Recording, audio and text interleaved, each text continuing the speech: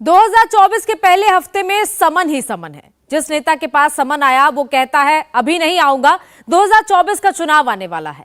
मतलब India alliance में एक सहमति बन गई है, समन लेना है मगर जवाब नहीं देना है। सवाल यह है कि क्या ईडी से नेताओं को डर नहीं लग रहा या फिर ईडी एक्शन से पहले 100 बार सोच रही है।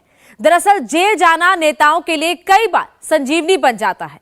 अगर तेजस्वी को जेल भेज दिया गया तो सेंटिमेंट उनके पक्ष में जा सकता है। केजरीवाल को जेल भेजा गया तो उन्हें उनके उसका फायदा मिल सकता है। अगर हेमंत सोरेन को जेल भेज दिया गया तो आदिवासी वोट खिसक सकता है। देखिए क्या है ईडी की एबीसीडी इस रिपोर्ट में।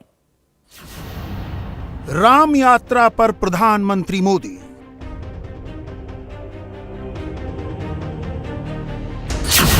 जेल यात्रा से बच रहे विरोधी। झारखंड के सीएम हेमंत सोरेन, दिल्ली के सीएम अरविंद केजरीवाल, बिहार के डिप्टी सीएम तेजस्वी यादव, तीनों के सिर पर ईडी सीबीआई की तलवार लटकी है, मगर फिलहाल संकट सबसे करीब है हेमंत सोरेन के।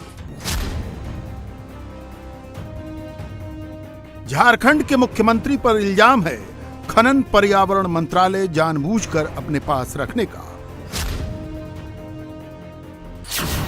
करीबियों को 1000 करोड़ रुपए के खनन का अवैध पट्टा जारी करने का। रांची में जमीन घोटाले से जुड़ा भी एक बड़ा मामला है। इसके अलावा आय से अधिक संपत्ति और मनी लॉन्ड्रिंग का भी मामला है। यह कुल 70,000 करोड़ का घोटाला है। ईडी अब तक हेमंत सोरेन को 7 समन भेज चुकी है। पहला समन 14 अगस्त को भेजा गया था, 7वां समन 29 दिसंबर को भेजा गया। 7वें समन में ईडी ने सख्त लहजे में हेमंत सोरेन को लिखा, 7 दिन के भीतर पूछताछ के लिए हाजिर होना ही पड़ेगा। जगह आप तय कर लीजिए, पूछताछ के लिए हम आ जाएंगे। ईडी के इस लहजे के बाद हेमंत सोरेन को एहसास हो गया कि पानी सर से ऊपर जा चुका है। अब नौबत जेल यात्रा की आ गई है। कुर्सी छोड़नी ही पड़ेगी। लिहाजा कयास लगाया जा रहा है कि झारखंड को नया सीएम मिलने वाला है। मगर सवाल यह है कि यह नया सीएम क्या मुख्यमंत्री हेमंत सोरेन की पत्नी कल्पना सोरेन होंगी? कुर्सी छोड़ने की स्थिति में हर सीएम अपने किसी विश्वस्त को ही अपनी गद्दी सौंपना चाहता है। हेमंत सोरेन के लिए पत्नी कल्पना से ज्यादा विश्वसनीय कौन हो सकता है? अब अगर कल्पना सोरेन चुनी जाती हैं तो वो झारखंड की पहली महिला मुख्यमंत्री होंगी।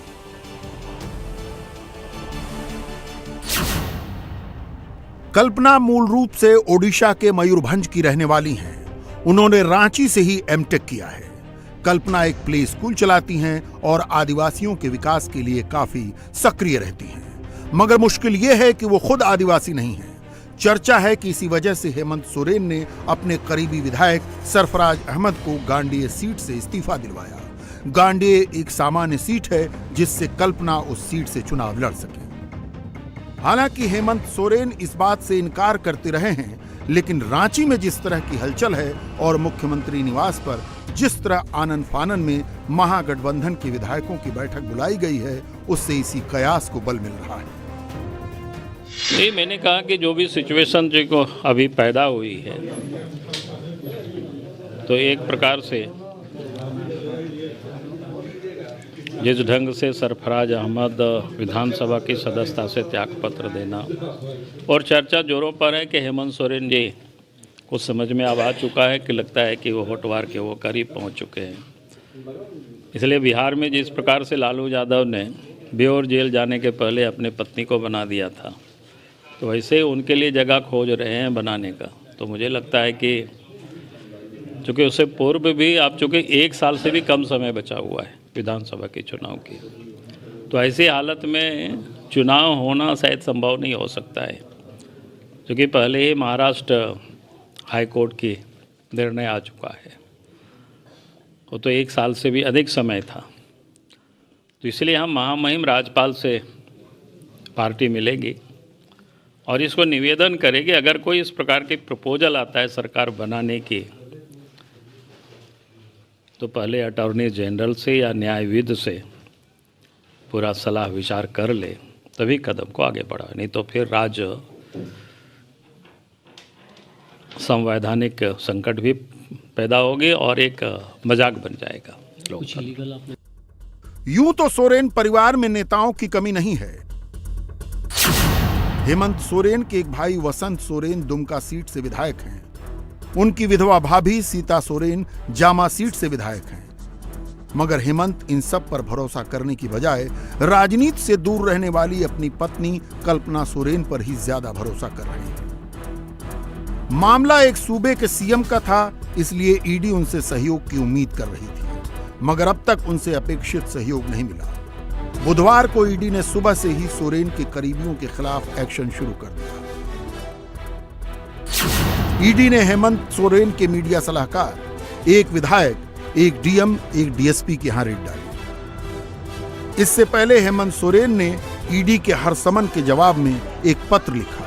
7वें समन के जवाब में हेमंत सोरेन ने ईडी के समन को अवैध बता दिया। ईडी पर छवि बिगाड़ने का आरोप लगाया, मीडिया ट्रायल करने का आरोप लगाया। सोरेन ने कहा ईडी का समन पूर्णतः राजनीति प्रेरित है। झारखंड के महागठबंधन में कांग्रेस भी शामिल है, इसलिए मुख्यमंत्री के बचाव में कांग्रेस के दिग्गज नेता सुबोध कांत सहाय सामने आए। उन्होंने ईडी की कार्रवाई के लिए केंद्र सरकार को जिम्मेदार ठहराया। हेमंत सोरेन लगातार कह रहे हैं कि अगर कोई सवाल है तो हमको लिख के भेजिए, मैं उसका जवाब दूं। उन्होंने पहले कहा कि क्या हमको अक्यूज की तरह बुलाए जा रहे हैं या आप सहयोगी की तरह बुला रहे हैं। तो ये सब चीज़ें अगर है, एक चीफ मिनिस्टर जिसने पब्लिकली कह दिया है कि हमसे कहा जा रहा है कि हमारे साथ आ जाओ नहीं तो तुमको जेल जाना होगा,